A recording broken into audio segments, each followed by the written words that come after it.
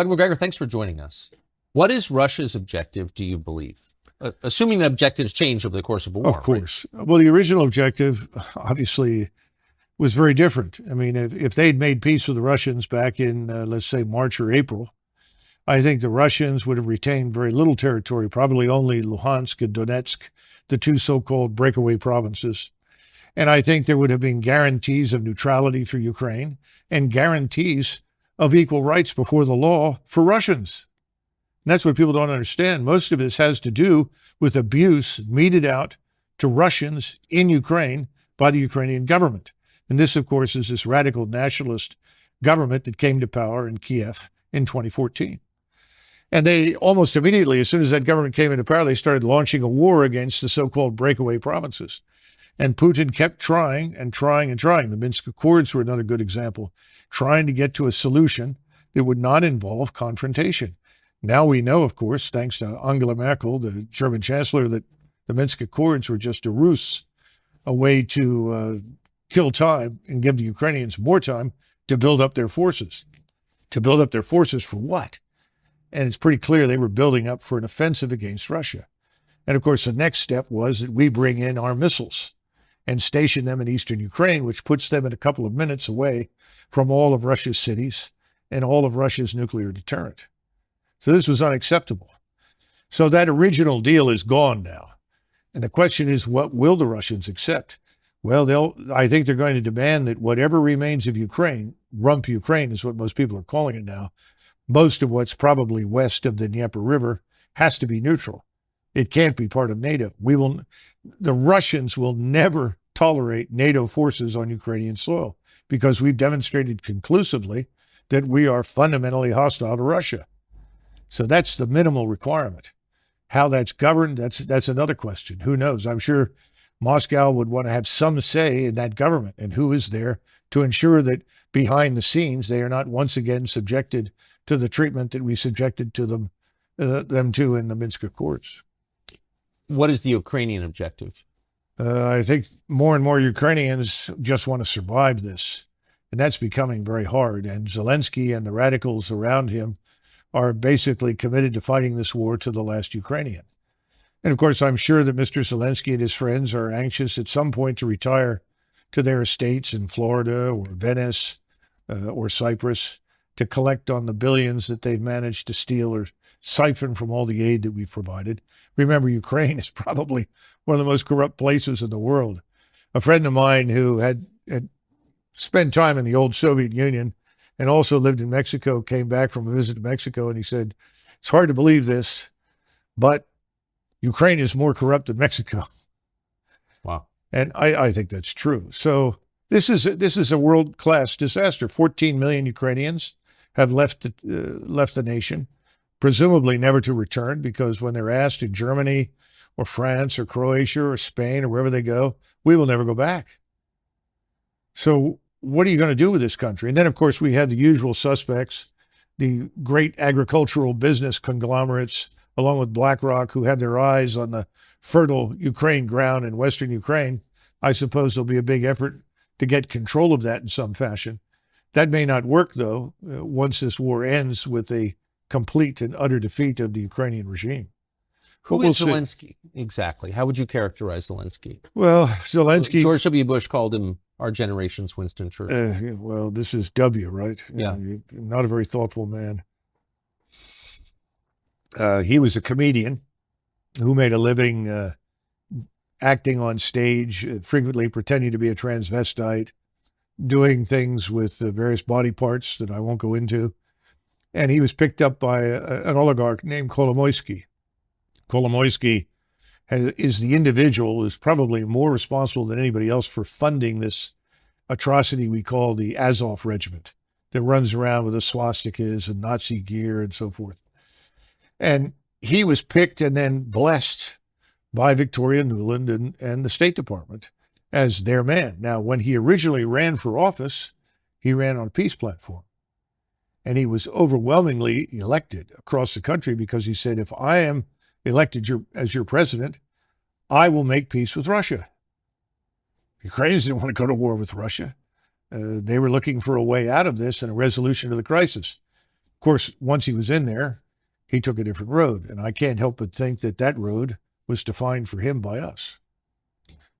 Who is Victoria Nuland? Oh, goodness gracious. All these hard questions. I do not know Victoria Nuland personally. I know Fred Kinnigan, and his brother Bob is married to her. And she's a long-term committed neocon. This is someone I would not characterize as either Democrat or Republic. These are people with this agenda, and the agenda says until the entire world is garrisoned by U.S. forces and is converted forcibly to some form of democracy that we approve of, the world will not be safe, and we must continue to fight. And I think in the case of Russia, Russia has special appeal because I think these people have ancestors who came from that region of the world and have a permanent axe to grind with the Russians, which, of course, I don't. I don't think most Americans do, and nor do I think anybody in government should shape policy based on whatever unhappiness their ancestors, experienced in a place like Russia. So that's a nutshell, but I think that's enough. And wherever she goes, usually there is conflict, crisis, and fighting. And she's a strong opponent of fighting to the last Ukrainian. Does she, do you think, have relevant experience that would qualify her to be in charge of this war? Well, obviously she does. But, it's sort of like asking somebody who has never snaked a drain or replaced a garbage disposal to be a plumber. And I think we have a lot of those in Washington. She's not the only one. So, no, I don't think she understands the gravity of the situation. These are the same people. Tony Blinken is in this with, what's his name? Sullivan I keep mixing up Sullivan with the previous O'Brien, who was in the White House. Not much difference. And Sullivan will all tell you, well, the Russians are weak. The Russian economy is fragile. The Russian armed forces are poor. Their generals are terrible. And they can't possibly win. All we have to do is to keep up the pressure and they will collapse. Well, that's been a hell of a strategy. And it's killed large numbers of people and created millions of refugees and destroyed the country. But it hasn't hurt Russia. And Russia today is stronger than it has been in 30 or 40 years. You have a Russian military establishment that is now more potent and more capable than the Russian military was in the mid-1980s. Why? Wars typically, don't they degrade a military force? Well, the Russians have been very, very careful and deliberate, very cautious about the expenditure of life. What do you think the casualty numbers are in Russia? That's a hard one to estimate. I think probably 40 to 50,000 killed. Maybe another 40 to 50,000 wounded. Wait, total? Yes. As compared to the Ukrainian? 400,000 dead. Yeah.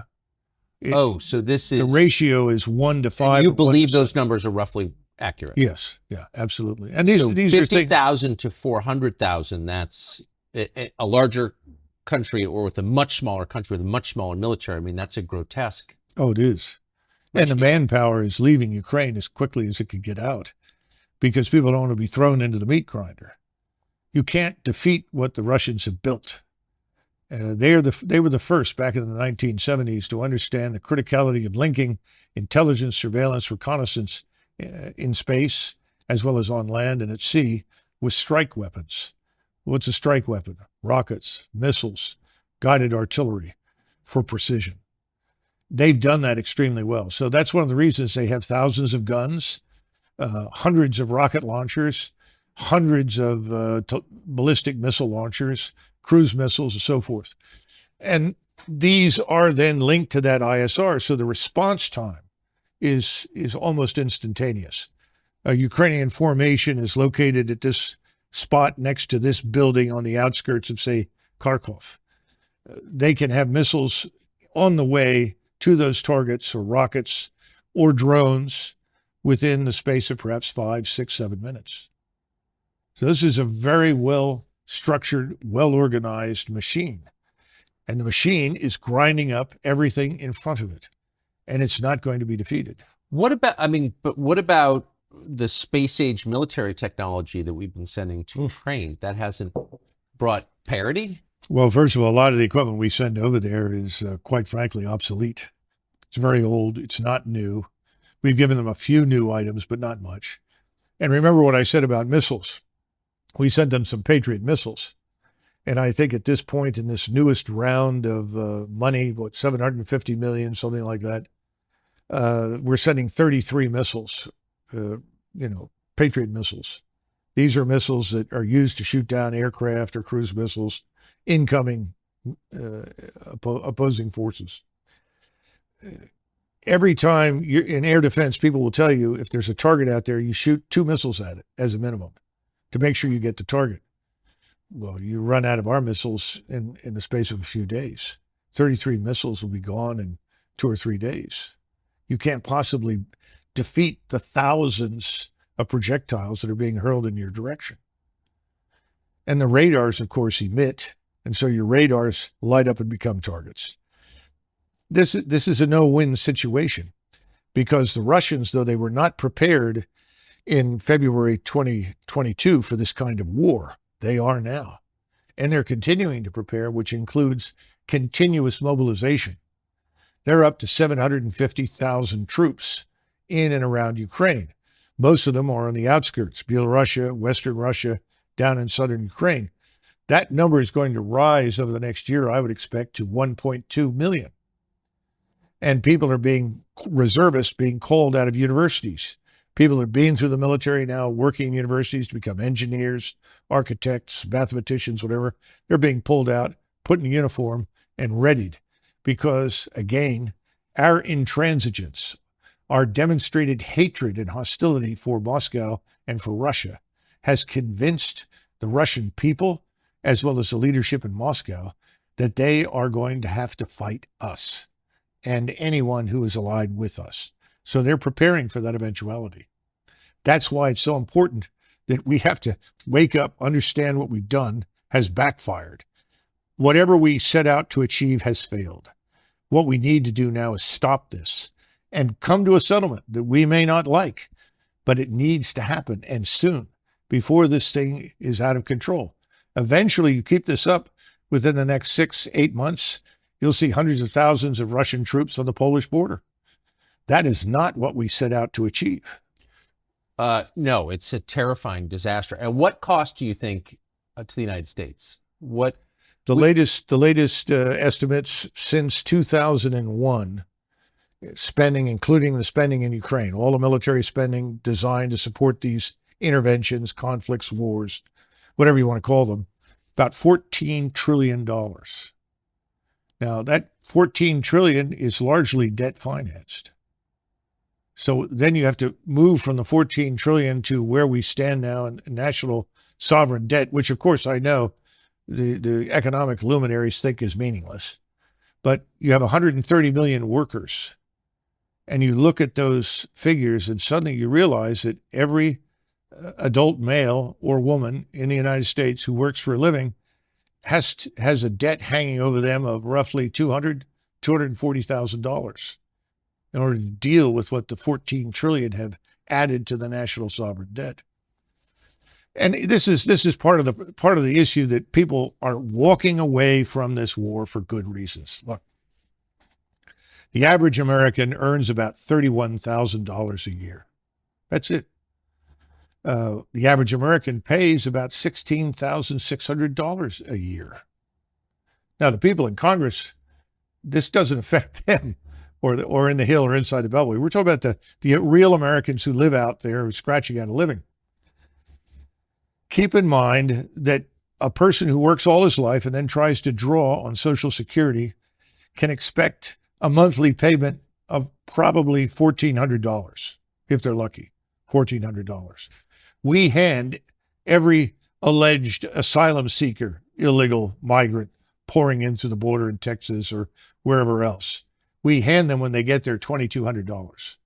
And we put them on that $2,200 diet from there on out per month.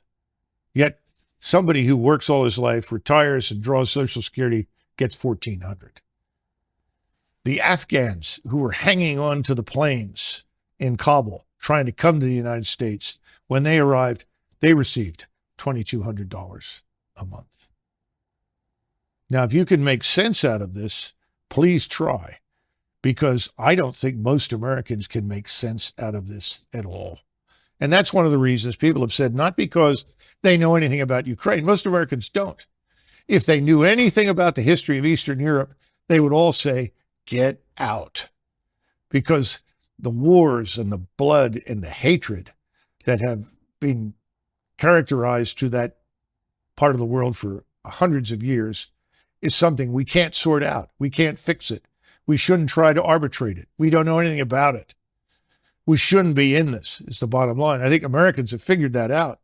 But now they're beginning to look at the numbers and the figures, and they say, what happened to consent by the governed? Instead, we have contempt for the governed. Whatever the governed want, they don't get. Who gets it? Well, the donors get what they want. You know, somebody was joking the other day and said, you know, Doug, if the donors were cannibals, they'd feed the American people to them. That's the attitude in Washington, D.C. What's the donor want? Give me more money. It's a catastrophe. It's the destruction of our whole republic. And I don't think people realize how far gone things are. A lot of Americans sense it. And I think we're on the path to some sort of national come to Jesus moment where we're tired of being the contemptibles. We want to have a say in what our government does, and we really don't have it. You mentioned the donors, and we just had a conversation with Vivek Ramaswamy running for president, Republican side. He's rich, and so he doesn't need big donors. But he has said publicly that he can't get money from any big-time Republican donor because his position on Ukraine is similar to yours. He doesn't buy the NBC News version of the Ukraine war. Why are donors on both sides so attached to a war that's clearly hurting the United States? Well, first of all, you've got to go through and identify the donors. What's their background? Where did they come from? And why do they feel the way they do? I think there are more personal issues here than we realize with many of them. Secondly, you have to look at the monetary benefits to them. If they're it's not just being heavily invested in the defense industry. You've seen that report from the Oakland Institute, which talks about arable land in Ukraine, the breadbasket of Europe, some of the richest, most fertile soil anywhere in the world. A friend of mine who's Ukrainian said all you have to do is take an old boot, stick it in the ground in Ukraine, come back in 6 months, and something grows. The boot's transformed into something you can eat. He said, that's how fertile this is. So there are people that are interested in getting control of it, oligarchs. They call them oligarchs in Eastern Europe. I'm starting to think that we should talk about oligarchs in the West. Well, of course. Because they're also invested in this. They have an interest in it. So that's part of it. Then, of course, you have the advantages of people on the Hill. You have somebody like McConnell who says, we're so fortunate that we're doing so much damage to the Russians. This will set them back for 10 years. They've lost all this equipment. The Ukrainians have done a great job. Well, of course, all that's a lie. That's a blatant falsehood. And then he follows up by saying, and we're offloading equipment so that we can replenish with newer equipment. Well, unfortunately, the new equipment we're going to buy looks an awful lot like the old equipment. So you're not necessarily getting new top-of-the-line material. You're just getting new versions of what you've already got, which, of course, is what Congress wants. Unfortunately, that doesn't prepare you for a future war because your probable opponents are investing in very different capabilities from the ones that you have. And remember, again, all the things that we once monopolized, all the precision, all of that's lost now. Everybody has it. There's nothing that we can do that they cannot also do in Moscow, in Beijing, and probably in many other countries that we don't even know about yet. But of course, it all means money. You know, where does the money go? Does it go into the Defense Department? Sure. But then it's transferred over into industry. And industry then contributes money to PACs. And the PAC money goes where? Back to the Hill. So it's a wonderful sort of recycling machine where the wash is washed again and again. Now, what happens in Ukraine? Well, the equipment shows up. Some of the equipment reaches the troops. A lot of it is sold off, ends up in arms bazaars like Kosovo, or we see it now being used by the drug cartels. We saw somebody working for one of the major cartels that is also involved in human trafficking walking around with a Javelin missile. The whole kit. Well, where did that come from? Well, it came from Europe. Probably may have gone from Europe to Afghanistan, Europe to North Africa, Europe to the Balkans, and then over into the United States, south of the border.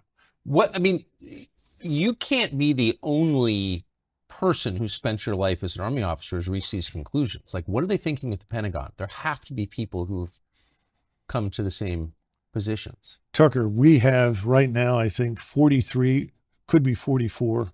It's usually 43 or 44, 4-star generals and admirals. You have to think about that. We have a force of 1.1. It seems like a lot. Well, let me explain just how much it is. We have 1.12 million people in the armed forces. In other words, you add up all the armed services, that 1.12 million. In World War II, at the height of the war, end of 42, beginning of 43, when we had 12.2 million men under arms, we had 7 4-stars. 7 4-stars. I can tell you who they were. You had George Marshall, Chief of Staff of the Army, Douglas MacArthur commanding in the Pacific, Eisenhower commanding in Great Britain and in the European theater, Hap Arnold for the Air Force. Unofficially, he was the vice chief, but he was effectively commanding the air forces. And then you had Leahy, who was in the White House, Admiral Leahy as the liaison officer. He was effectively the unofficial chairman of the Joint Chiefs for FDR. Then you had Nimitz and King. King was the CNO, and Nimitz commanded the Pacific. Now, somehow or another, with only 7 4-stars, we managed to survive the greatest, most destructive war in history, and fortunately end up on the quote-unquote winning side. Now we are blessed with 43 to 44 4-stars organized into multiple commands designed to blanket the globe with American military power and interest. I think it borders on lunacy, especially since we don't live in the world of 1920, 1945. This is the 21st century. Today, if you have forces forward, they're easy to identify, easy to target, easy to destroy. So what's the point of having a lot of forces forward? Well, we can always reinforce them. No, you can't. How do you get across these vast oceans, the Atlantic and the Pacific, when your opponents have submarine fleets? How many ships do they have to sink? Supply ships, transports, before everybody says, that's it, we're not going. Same thing true for aircraft. Well, we have better aircraft.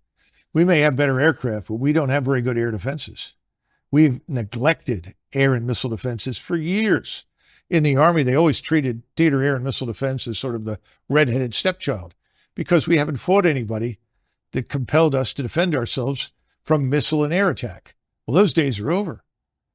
In other words, if you press this war with Russia in Central East Europe, it will reach us here in the United States. People aren't thinking about that. How many Americans do you think are assisting or fighting on the side of Ukraine right now?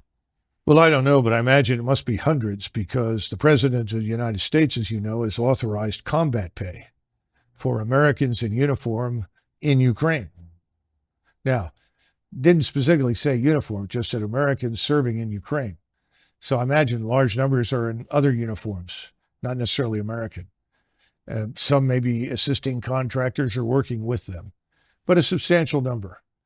And again, thus far, the Russians have been very careful about not necessarily targeting them.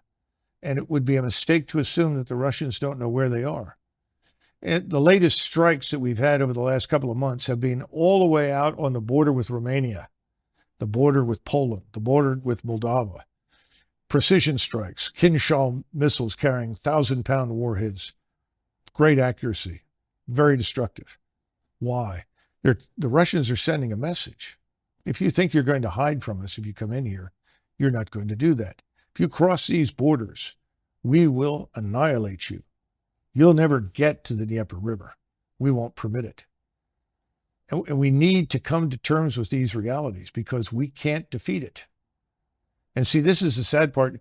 Somebody will say to me, well, Doug, you don't sound very patriotic. I'm not patriotic. I put my life on the line for the country. I have no compunction about fighting or killing anybody if we need to do it. Don't get me wrong. We don't need to do this. That's the point. This is unnecessary. And if we do it, so I think a lot of Americans suspect that maybe our military force is weaker than we think it is. You're saying it's much weaker than we think it is. Think of it like an engine. You have a 500 horsepower engine in 1991, and a 500 horsepower engine goes from 500 to 400 to 300 to 200 down to 100. Now, you don't notice very much because you don't put the pedal to the metal. It's good enough to get to the grocery store. It's good enough to drive on 95 for 50 miles. But if you put your foot down the pedal, you're going to discover that this is a very weak engine. It's not performing very well. It doesn't have what it once had. In other words, we've gone down in the horsepower arena militarily. This is the warning. This is what people need to understand. People say, well, what about all the money we spent? That's a damn good question. You spend all this money, what are you getting for it? Where did the money go? Who's making the decisions? And you have separate services. Each service lives in its own world, has its own doctrine, its own bureaucracy, its own way of war. All this jointness is just, fugazi nonsense. And you got lots of generals, and every general has a reason to exist. And every general has 1,000 men in his headquarters, every 4-star. And every 4-star needs money for his projects. And this becomes a giant trough feeding frenzy for people on the Hill. And nobody ever bothers to stand up and say, why? What are we doing this for? I mean, just look at what's happening in Africa. Niger decided they'd had enough of their French overlords. The French retained ownership of virtually 50% of everything of value in their colonies in Afrique du Nord. Now, that's French business. Whatever the French want to do, it's fine with me. But my point is, we're involved there because we built an airstrip in Niger and we marched in there to defeat Islamists. The truth is, there weren't very many Islamists until we showed up. Now there are lots of Islamists. What's wrong with that picture? And now it turns out the whole population, in addition to hating the French, has decided they hate us. So we've had a coup in Niger that's now being backed by the Algerians, as well as the neighbors. And people are saying, well, we trained them. We gave them assistance, and they're turning on us. Oh, it must be the Wagner mercenaries. There aren't any Wagner mercenaries in the place. In other words, that we may have gone in there and blown it on our own, made mistakes of our own, backed the wrong horse, whatever you want to call it, doesn't occur to anybody. Well, it must be those Russians, or maybe those pesky Chinese. We have this unfortunate habit of seeing ourselves as always wearing the white hat, always doing everything right, and we miss the truth. And the truth is, soldiers, sailors, airmen, and Marines do what they're told. They'll go wherever you ask them to go. They'll put their lives on the line. But it doesn't always make sense. And sometimes it may be for profit, not for national interest, not for the interests of the American people. And that's the problem. And no one's been watching this thing. They see the flag, everybody salutes, everybody listens to the music, everyone's enthralled. But the old 500 horsepower engine is gone. We're down to 100 horsepower, and the 100 horsepower engine is trying to make it all over the world. It's not going very well. And we haven't even talked about our economy, obviously. Given all of the, I mean, what you're saying is horrifying. And some of it, with respect, does seem kind of obvious. Almost nobody in the Congress is saying what you were saying. Chris Christie never served in the Congress, but he was a governor. He's been on the national stage for quite a long time. He's running for president now. He recently went to Ukraine to meet with the world's highest paid actor who runs it. I think we have a clip. I believe that the overwhelming majority of the American people understand that we need to be with Ukraine on this fight. Do you maintain the current commitment? Do you expand it, or do you contract it? I increase it. My position on Ukraine, which is that we haven't done enough. And that while I think that President Biden has certainly done better than President Trump, and President Trump did better than President Obama on this, we still have more to go. We can spend this money now and have Ukrainian soldiers fight our war, or we could spend a lot more money and American blood later to fight in Taiwan. How do you respond to that? When we were in Vietnam, I was 16, and I remember General Westmoreland telling everyone, if we don't fight these people in Vietnam and to fight them here, we'll be fighting them in Los Angeles and in all our major cities. So we have to stay here and win this, or that's what's going to happen. A lot of them did go to Los Angeles and build thriving businesses, actually, in the end. Well, my hat's off to them. That's fine. I have no problems with that. But I think it's a lot of nonsense, you know. And it's the same thing with Ukraine. But Chris Christie's not stupid. He's very dishonest, obviously, but he's not stupid. Well, he has donors. That's what that is. Of course. Where's he going to get his money? Well, there, Governor Christie, we want this war in Ukraine. We want to see that man Putin removed. We got to get rid of him and his regime. Why? Well, you know, it's not democratic. Most of the world is not democratic. There are a lot of people that don't think we're very democratic anymore. We're not. So who are we kidding? I think Americans are waking up. And Christie is probably there for name recognition and more money, but I don't see him winning anything. No. But he does, I mean, in a blusterier way, he's expressing the same thing that the rest of them, Nikki Haley and all the rest, are Well, saying. doesn't this also divert attention from far more serious matters here at home? It really does. What does it cost Christie to say, we have to beat those Russians? Nothing. It doesn't cost him anything. It costs the country a great deal in terms of money, prestige. What Fitch just downgraded our credit worthiness one more time. And people say, oh, it's not a problem. You know, the bond yields are on their way up and prices are on their way down. When is the Treasury bond fire sale going to happen? When do banks offload these Treasury bonds that they bought when they were at zero interest because they're now worthless? What's going to happen in China, in Japan, in Saudi Arabia, where they have lots of bonds? I mean, we're fragile. We're vulnerable. Nobody even mentions it because nobody wants to fess up and tell the truth. We've overreached. We're running on fumes. What about this economy? What are we building? What are we producing? You know, that's what made us a great power between 1865 and basically 1920. That's when your industrial base was created. That's when you had people like Edison and Tesla, Rockefeller, all these people. They were tough and they were intelligent and they were effective. The only person I see out there now who's remotely like that is Musk. He's building something. He's creating something. When you do that, you create employment. I don't see that happening. High-tech startups? What the hell are they? What are they doing for us?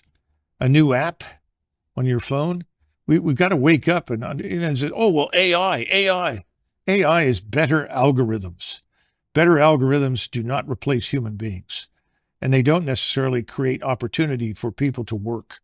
We've got to think this thing through very carefully. We haven't done that. What about our energy sector? Oil, gas, we've killed it.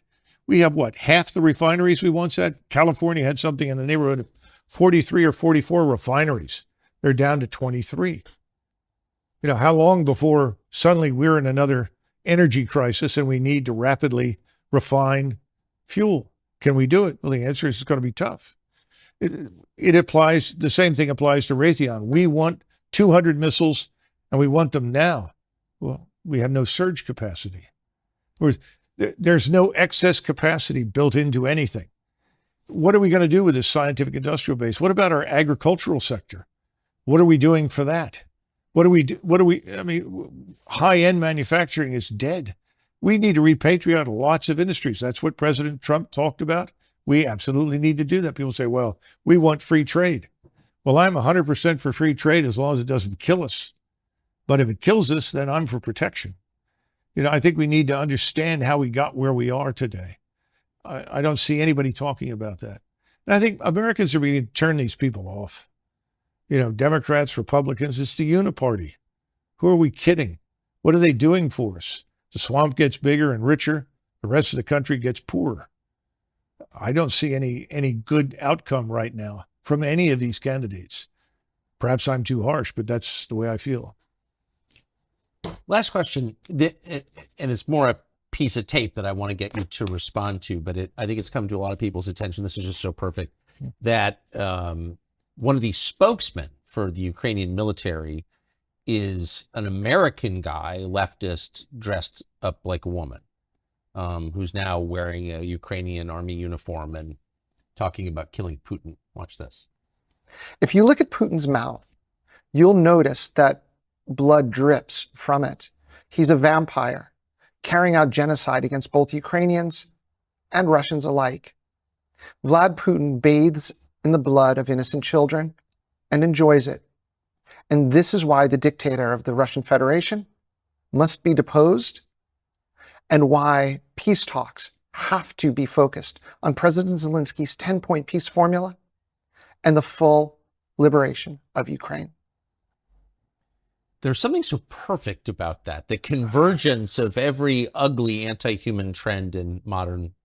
Is that a transgender life. person? That's a guy with fake breasts. Yeah, Yes. yeah, that's interesting. Well, I think everything else is fake too.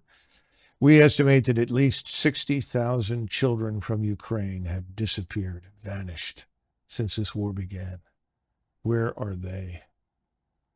What about all of the women that have been sold into prostitution that once lived in Ukraine? I mean, this war is a catastrophe. The people bathing in blood are in Kiev and Washington, not in Moscow. And this sort of thing is going to play well until it can't. And that's the sad part. We're going to see this whole thing collapse and implode. It's coming. And with it, NATO? I would think so, because the Europeans right now, Germany is well into a recession. It has systematically deindustrialized itself by casting its lot with the anti-Russian crowd. And remember that in Europe, it was not very difficult to supply stereotypes left over from the Second World War of the Soviet armed forces. The Soviet army was, an exercise in barbarism and savagery, mass rape, you name it. It was Totally. terrible. That's not Russia today. Russia today is a very different society, very different state. And that's been Putin's effort from day one. He's been interested in restoring Russia as an Orthodox Christian state with a true national identity and a strong national culture. That's probably another reason why so many people want to destroy Russia, because it's the last European state that has not been flooded with foreigners and turned into some sort of polyglot experiment, which is failing badly, by the way, because at some point, all of these unwanted people in Europe, and for that matter, here as well, I suspect, when things fall apart economically, it's going to get very hard on them. Because people are going to look around and they go through this, well, wait a minute, I'm an American. Who are you? What are you doing here? Why are you living that way? Why are you being subsidized? I'm a German. You don't belong here. You need to go home. I'm getting $1,400 a month in retirement that I paid into my entire life, and you just show up from Congo and you're getting $2,200. Well, here's another one. The president announced yesterday on one of these tweets, somebody tweets for him, obviously, that the people that have lost everything in Hawaii, thousands of them lost everything, are going to receive a one-time payment of $700. Now, I haven't been to Hawaii in a long time. I'm not even sure I've ever been there, but I know that $700 isn't going to take care of a family for very long. No. But in the meantime, hundreds of millions, billions of dollars continue to flow into this black hole called Ukraine, which I think is an exercise in fraud, deceit, and criminality, to be blunt. So when's it going to stop? When are we going to take care of Hawaii? Let's go back to Ohio, where we had the derailment and the chemical spill. 4,000 human beings living in this area. The water is still not fit to drink, as I understand it. We wouldn't even invest the money to move those people to a safer area, even if it meant temporary housing or permanent housing, until this thing was cleaned up. What have we done? This is the problem. It is America last on every level. The last people who are consulted, the last people who are benefiting from anything that goes on in Washington are Americans. This cannot go on. It's got to end. And I think it will end. But unfortunately, it's like everything else. We're going to have to be pushed over the cliff into the abyss. I think that's where we're headed. Well, on that cheerful note, Retired Colonel Douglas MacGregor, thank you. Sure. It was great.